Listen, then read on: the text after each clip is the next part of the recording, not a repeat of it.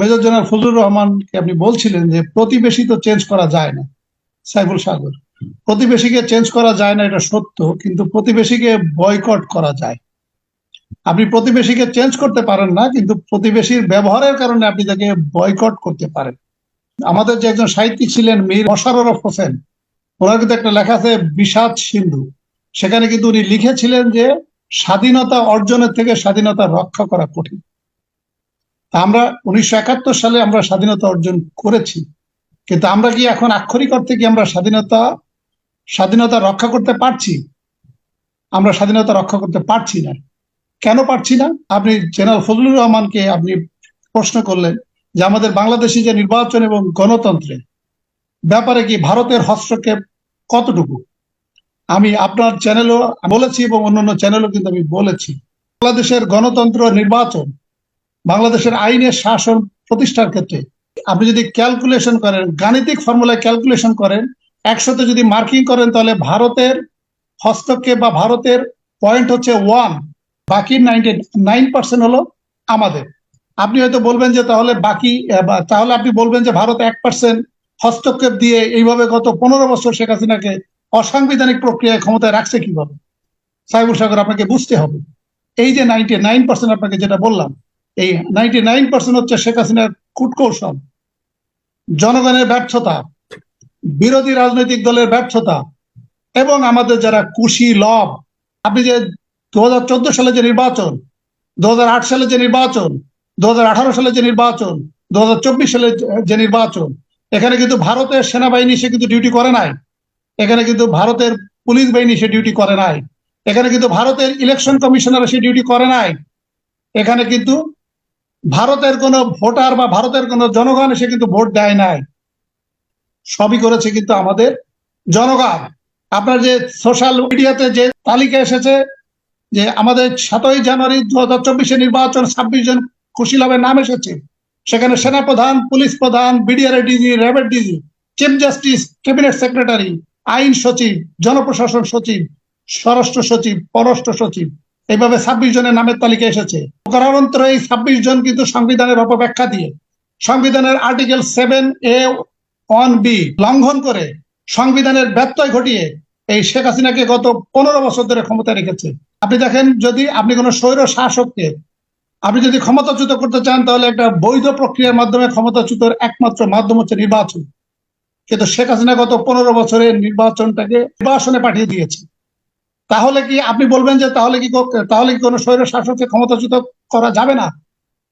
সাইফুল সাগর, যাবে। আপনার third world কান্ট্রিতে যারা স্বৈর শাসক, ইলেকশন ছাড়া, নির্বাচন ছাড়াও কিন্তু ক্ষমতার পরিবর্তন হয়। আরো 3টি পদ্ধতি আছে, আপনার মাধ্যমে আমি একটু জনগণকে অবহিত করতে চাচ্ছি। একটি হচ্ছে সেনা অভ্যুত্থান, একটি হচ্ছে জুডিশিয়াল অভ্যুত্থান, 3 নম্বর হচ্ছে রাজনৈতিক নেতৃত্বে গণ অভ্যুত্থান। কিন্তু এই 3টি বিষয় কিন্তু শেখ হাসিনা গত 15 বছরে ভারতের সহায়তায় এটাকেও কিন্তু একেবারে ধ্বংস করে ফেলেছে। যেটি আমার আগের বর্ণনা আমি বললাম যে 4 জন সেনাপ্রধান কিভাবে ভারতের সহায়তায়, ভারতের প্রেসক্রিপশনে শেখ হাসিনাকে একজন কুশীলবের দায়িত্ব পালন করে ক্ষমতায় রেখেছে। আপনি দেখেন 4 জন চিফ জাস্টিস এস.কে সিনহা, উনি শেষের দিকে এসে উনার আচরণের কারণে হয়তো আমরা তাকে সহানুভূতি প্রকাশ করি, কিন্তু উনিও কিন্তু একটু দুষ্টু। উনি কিন্তু জামাত নেতাদের কিভাবে ফাঁসি দিয়েছে, স্কাইপে কেলেঙ্কারি কিন্তু আমরা দেখেছি। এবিএম খায়রুল হক 18 মাস পরে আইনের ভুল ব্যাখ্যা দিয়ে আমাদের দেওয়ানি কার্যবিধির 152 ধারা লঙ্ঘন করে উনি কিন্তু বিচারের যে জাজমেন্ট, প্রোনাউন্স জাজমেন্ট পরিবর্তন এনেছেন, যেটি উনি আনতে পারেন না। আমাদের যে প্রধান বিচারপতি মাহমুদ হোসেন, উনি 2014 সালে যে নির্বাচন কমিশনকে নিয়োগ দিলেন, একইভাবে উনি অ্যাপিলেট ডিভিশনে বিচারপতি থাকার সময় 2018 সালে নির্বাচন কমিশনকে নিয়োগ দিয়েছেন। বর্তমান প্রধান বিচারপতি ওবায়দুল হাসান, উনিও কিন্তু একইভাবে, এই যে আওয়াল সাহেবের নাম কোন রাজনৈতিক দল থেকে প্রস্তাব করা হয় নাই। উনি কোন আইনে, কোন ক্ষমতা বলে, কোন কর্তৃত্ব বলে, কোন সংবিধানের আলোকে আওয়াল সাহেবের নাম প্রস্তাব করেছে, এটি আমার জানা নাই। এই যে দেখেন 4 জন আওয়াল সাহেবের নাম প্রস্তাব হয়েছিল, সেটা ডাক্তার জাফরুল্লাহ চৌধুরীর নাম বলা হয়েছিল। আওয়াল সাহেবের নাম প্রস্তাব করেছিলেন ডাক্তার জাফরুল্লাহ, কিন্তু ডাক্তার জাফরুল্লাহ কোন রাজনৈতিক দলকে রিপ্রেজেন্ট করে না। ওখানে আইন যেটা করেছিল এই বর্তমান সরকার, আইন করেছিল নির্বাচন কমিশনার নিয়োগ বিধিমালা 2022, ওই আইনে বলা হয়েছিল যে কোন ইলেকশন কমিশনারে নিয়োগ পেতে গেলে রাজনৈতিক দল থেকে নামের প্রস্তাব আসতে হবে। আওয়াল সাহেবের নাম কেউই প্রস্তাব করে নাই। তাহলে আপনি ডাক্তার জাফরুল্লাহর প্রস্তাবে আপনি তাকে নিয়োগ দিলেন প্রধান বিচারপতি ওবায়দুল হাসান। তাহলে আপনার জুডিশিয়াল অভ্যুত্থান সম্ভব না, সেনা অভ্যুত্থান সম্ভব না। তাহলে কি থাকে?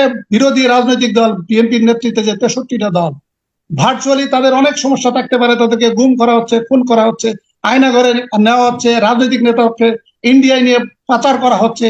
এটি আছে আভ্যন্তরীণ সমস্যা, কিন্তু বাস্তবতা হচ্ছে আমরা জনগণ দেখেছি গত 15 বছর ধরে আপনি নেতৃত্ব দিয়ে আপনি এই সরকারকে অভ্যুত্থানের মাধ্যমে ক্ষমতাচ্যুত করতে পারেন নাই। তার মানে যে 4টি যে পদ্ধতি বললাম, 4টি পদ্ধতি শেখ হাসিনা ভারতের প্রেসক্রিপশনে, ভারতের সহায়তায় এই প্রত্যেকটা 4টা পদ্ধতি ধ্বংস করে ফেলেছে। এই কারণে আমি জেনারেল ফজলুর রহমানের সাথে আমি একাত্মতা প্রকাশ করলাম। উনি যেটা বলেছেন, ভবিষ্যতে জনগণ দেশ পরিচালনা করবে এবং দেশ পরিচালনার দায়িত্ব নিবে। এই অভ্যুত্থানের মাধ্যমে জেনারেল ফজলুর রহমান যেটা বললেন, আমি ওনার সাথে একাত্মতা প্রকাশ করছি। আপনি বিরোধী রাজনৈতিক দল না থাকলেও স্বৈরশাসক ক্ষমতাচ্যুত হতে পারে। আমরা বাংলাদেশেও কিন্তু আমরা দেখেছি রাজনৈতিক দলের নেতৃত্ব ছাড়াও কিন্তু ক্ষমতার পরিবর্তন হয়েছে। বিশ্বে অনেক দেশে বিরোধী রাজনৈতিক নেতৃত্ব ছাড়াও কিন্তু জনগণের আন্দোলনে, জনগণের বিস্ফোরণে কিন্তু ক্ষমতার পরিবর্তন হয়েছে এবং আমরা ওই দিকে যাচ্ছি।